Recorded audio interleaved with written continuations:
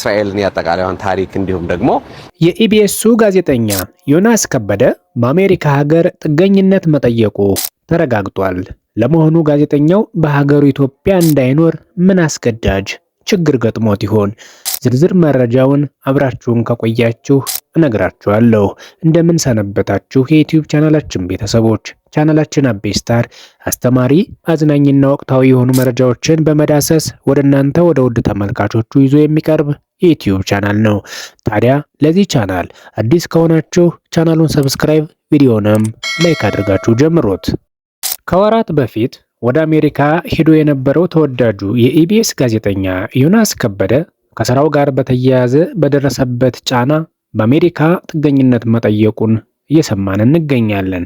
ባለፈው ህዳር ወር ከተለያዩ የመገናኛ ብዙሃን ከተወጣጡ በእስራኤል የውጭ ጉዳይ ሚኒስቴር ጋባዥነት ወደ እስራኤል ከተጓዙ ጋዜጠኞች መካከል አንዱ ጋዜጠኛ ዮናስ ከበደ ከጉብኝቱ በኋላ ከሰራው ፕሮግራም ጋር በተያያዘ በአልጀዚራ ቴሌቪዥን ለጥቃት የሚያጋልጥ ዘገባ እንደተሰራበት የሚታወስ ነበር።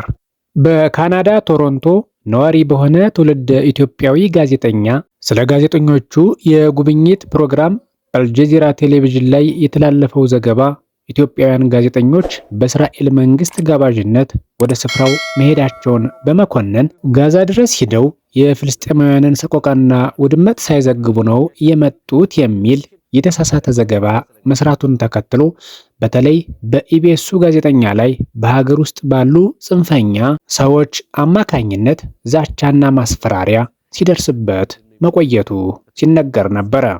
አንዳንድ ጽንፈኞች የአልጀዚራን ዘገባ ብቻ መነሻ በማድረግ በጋዜጠኛ ዮናስ ከበደና በሌሎች ጋዜጠኞች ላይም ስም የማጥፋት ዘመቻ ከመክፈታቸውም በላይ በኢቢኤስ ቴሌቪዥን ላይ ቦይኮት በማወጅ ኢቢኤስ ቴሌቪዥንን እንዳትመለከቱ የሚል ዘመቻ ሁሉ እስከ መክፈት መድረሳቸው የሚታወስ ጉዳይ ነው።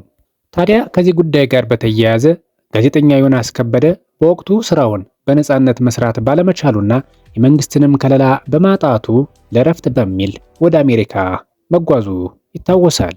ጋዜጠኛ ዮናስ ከበደ ይህንን ዛቻና ማስፈራሪያ በአዲስ አበባ ለሚገኘው የእስራኤል ኤምባሲና ለእስራኤል የውጭ ጉዳይ ሚኒስቴር ያሳወቀ ሲሆን ወደ አሜሪካ ከገባ በኋላ ከለላ ማግኘት የሚችልበትን ሁኔታ በማፈላለግ የጥገኝነት ጥያቄ ማመልከቻውን ማስገባቱ ታውቋል። ኢትዮጵያ በነበረበት ወቅት በስልክ፣ በኢሜል፣ በሶሻል ሚዲያና በአካል ጭምር ዛቻና ማጥላላት ይፈጸምበት የነበረው ጋዜጠኛ ዮናስ ከበደ በእስራኤል ቆይታው ቃለ ምልልስ ያደረገላቸው ትውልደ ኢትዮጵያዊቷ የእስራኤል ፓርላማ አባል ጸጋ መላኩ የድጋፍ ደብዳቤ ያስገኘለት ሲሆን በመጪዎቹ ጥቂት ሳምንታት የፓርላማ አባሏ የድጋፍ ደብዳቤውን አሜሪካ ስቴት ዲፓርትመንት እንደሚያደርሱ ተረጋግጧል። ደብዳቤውም ተቀባይነት ካገኘ በጥቂት ጊዜያት ሙሉ ቤተሰቦቹን የማውጣት ዕድል ይኖረዋልም ተብሏል። ጋዜጠኛ ዮናስ ከበደ በቅርቡ በቅዳሜን ከሰዓት ፕሮግራም ላይ ከአሜሪካ በስካይፕ ገብቶ እረፍት ላይ እንደሆነና በቅርቡ ወደ ሀገር ቤት እንደሚመለስ የተናገረ ቢሆንም እውነታው ግን ከዚህ የተለየ ነው የሚሉ በርካታ ምንጮች እየተናገሩ ነው። ይልቁንም ኢቢኤስ ቴሌቪዥን ከዚያው ከሲልቨር ስፕሪንግ ከጥቂት ወራት በኋላ ለሚጀምራቸው አዳዲስ ፕሮግራሞች ዮናስን በአቅራቢነት ለማሰራት ቅድመ ዝግጅት እያደረገ መሆኑንም አስታውቀዋል። ሆኖም የአሜሪካ የጥገኝነት ጥያቄው ተቀባይነት አግኝቶ የሥራ ፈቃድ እስከሚያገኝ ጊዜ ድረስ ታክስ በሚያስከፍሉ ሕጋዊ ስራዎች ላይ መሰማራት ስለማይችል ውሳኔውን እየተጠባበቀ መሆኑ ታውቋል። ውድ የቻናላችን ቤተሰቦች የጋዜጠኛ ዮናስ ከበደን የጥገኝነት ጥያቄ እንዴት ተመለከታችሁት?